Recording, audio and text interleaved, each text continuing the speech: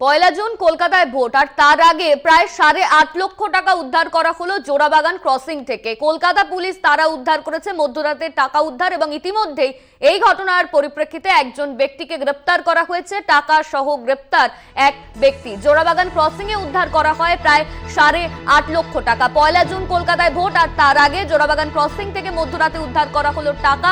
এই টাকাকে কেন্দ্র করে ইতিমধ্যেই একজন ব্যক্তিকে গ্রেপ্তার করেছে কলকাতা পুলিশ। এই নিয়ে আমরা বিস্তারিত জানবো। আমাদের সঙ্গে রয়েছেন আমাদের প্রতিনিধি রিয়া মাঝি। রিয়া, জোড়াবাগান ক্রসিং থেকে প্রায় 8.5 লক্ষ টাকা উদ্ধার করেছে কলকাতা পুলিশ, তার সঙ্গে সঙ্গে একজন ব্যক্তিকে গ্রেপ্তারও করা হয়েছে। ঠিক কি জানা যাচ্ছে এই নিয়ে?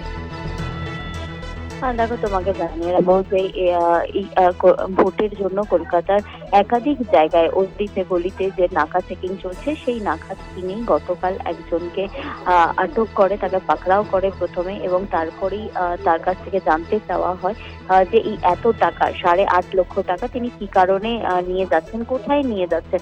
এবং যেমনটা জানা গেছে যে তিনি পেশায় একজন বিজনেসম্যান, সেই বিজনেসম্যান কোথায় টাকা নিয়ে যাচ্ছিল কোনো রকম কিন্তু সদ উত্তর দিতে পারেনি, এবং সেই কারণের জন্যই কিন্তু এই ব্যক্তির থেকে চাওয়া হয়েছে, একটা সময়সীমা দেওয়া হয়েছে, এবং এই টাকা তাদের প্রোটোকল অনুযায়ী এই যে এসএসটি যে টিম কলকাতার পুলিশের, তারা যে এটা আটক করেছে বা পাকড়াও করেছে, এই থেকে জানা হয়েছে এই ব্যক্তির থেকে যে কোথায় নিয়ে যাচ্ছিল, এবং বেশ কয়েকদিন তাকে টাইম দেওয়া হয়েছে। সেই টাইমের মধ্যে তাকে জানাতে হবে যে এই টাকার উৎস কোথা থেকে, আর যদি না হয় সেক্ষেত্রে কিন্তু এই টাকা পুরোপুরিভাবে বাজেয়াপ্ত হয়ে যাবে বলে এমনটাই পুলিশ সূত্রে খবর।